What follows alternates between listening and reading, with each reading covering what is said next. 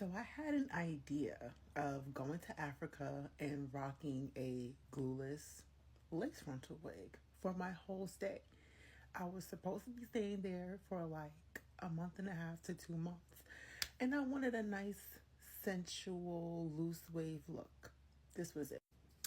But I didn't equate the heat and think that I may be hot wearing the wig. So this is me. I took the wig off, just right. My husband wanted me to feel more so comfortable being that I have two of his kids and being in the house. So he found a hair braiding lady to come to the house we were staying at to do my hair. And this is how it came out. This is just a week later. Just a week later. Look at how the hair looks. It's stiff. I'm trying to run my fingers through. Look at my edges. Like I'm going through postpartum hair loss. So that's that. But it shouldn't look like that only a week later. Like look at the parting. That's how you can tell it wasn't that long, because the parting, you can still see the scalp is neat. Like this is just crazy. Look how it looks. It looks like a month old already. Like this hair is shit. I can't even believe this. Look at the braid. Like zoom in. It is about to fall out my head. Like that's crazy. Ignore the little. So now my husband and sister-in-law took me to an actual salon to take my braids down and give this a go around too. So now this is part two. Let's see how it goes. The salon looks okay so far. I'm feeling all right about it. We'll see, right? So they're just detangling my hair. So now we can walk over to the shampoo area. Of course, I have my little baby with me. She's everywhere with mama. And I didn't even get to record this part because, like, you can't record and shampoo or get your hair shampooed at the same time. So it was time for them to shampoo my hair. And I felt like they wasn't doing enough friction. As a licensed cosmetologist, I will say you cannot just shampoo someone's hair and think it's going to get clean like this. You have to really cause a lot of friction, right?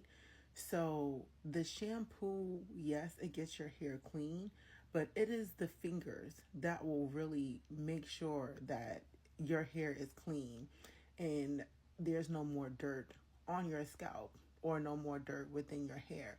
So you have to really go in and cause the friction.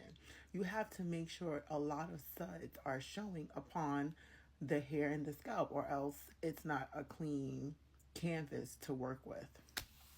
So she was shampooing my hair and I was just like, can you go a little harder? Like I had to pull up some type of translator. So we was doing translation. Let me show you guys.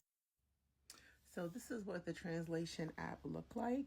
So you see at the bottom it says English French. So if I wanted to speak with someone and do a translation that speaks French, I would just type in whatever I need to say so I can translate it into French so they will understand and show them the phone. So that's just what the screen is showing you. And so that's what I was doing with the shampoo girl, like letting her know, hey, don't be afraid to scroll a little harder. I even had to have my sister-in-law do a translation within Wolof because that's their native language in Senegalese, in Senegal, in the Senegalese culture.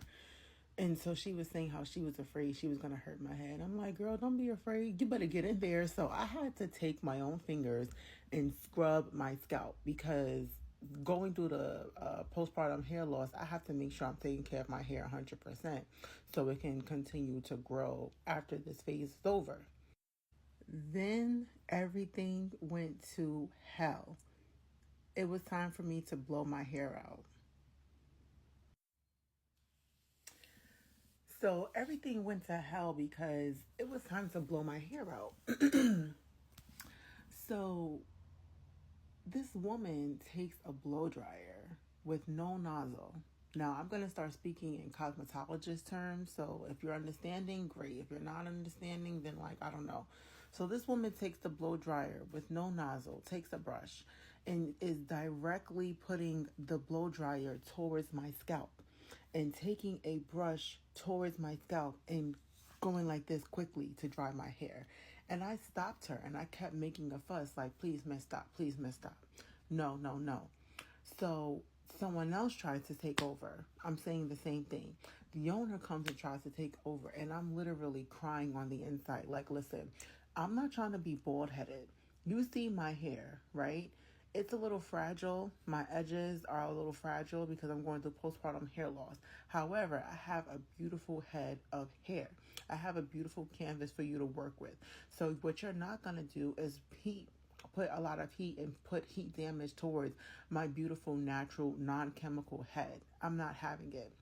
I've worked very hard over the years to make sure that I have a good head of hair, especially going through postpartum hair loss. I'm still trying to take care of it and continue to make sure that it develops nicely for the future.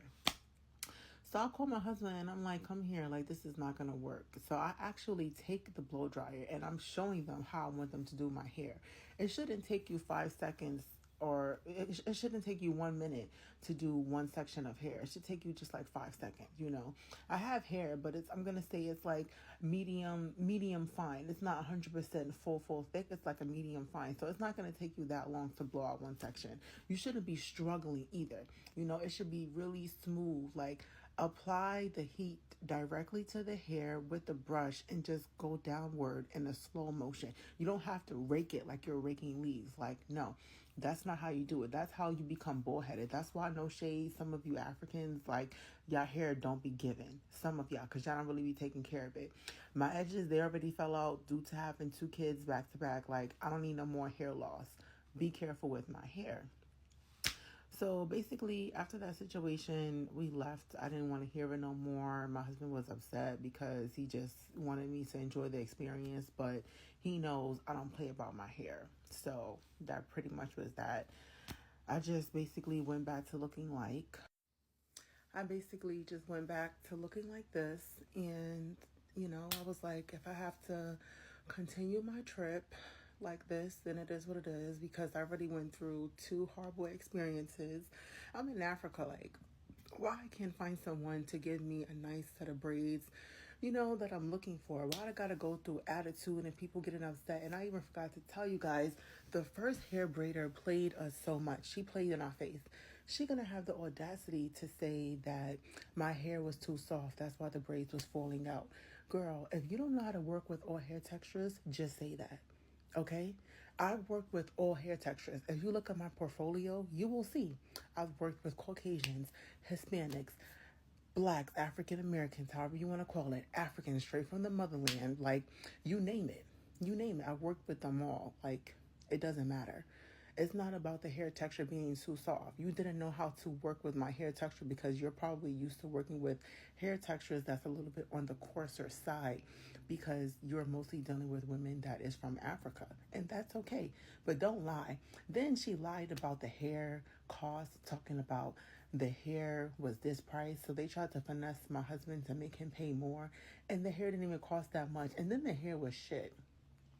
You wanted us to pay a certain amount of money for this hair, and then everything just became shit. And I'm talking about the first hair situation that you guys see me post. Yeah, so that was crazy. And then the owner of the second situation, she was so upset. I'm going to tag her page also because apparently she has a big following, so she thinks she's the shit. She was giving me that energy anyways, which is fine, you know, to be a big one. But I've done big things also in my career, and I was very humble about it. I didn't speak about it or nothing. He was bigging me up because that's just what he does. I don't know. But I've worked with a lot of big people. If you look on my page, if you look at my website, which is in my bio, you'll see. And I was still being humble. She was filling herself with her following. And it's like, but who have you worked with? You just have a big following. So what? I have a real resume. You know what I'm saying? Like, I've done real things. I have my name in print. You can go on Google and type in my name and you see stuff. When I go to Google, type in your name, I don't see much. Like, what if TikTok goes away? Then what you gonna do? Feel me? If the internet goes away, I still have my stuff. I have prints. I was in the Daily News, like a whole bunch of different stuff. Like I said, you can look it up on Google and find me, Jaquel Jones Sai, period. So stay tuned to part 2. I didn't think it was going to be this long, but part 2 will be worth it. So this is her page, and I don't recommend nobody go to her salon in Senegal.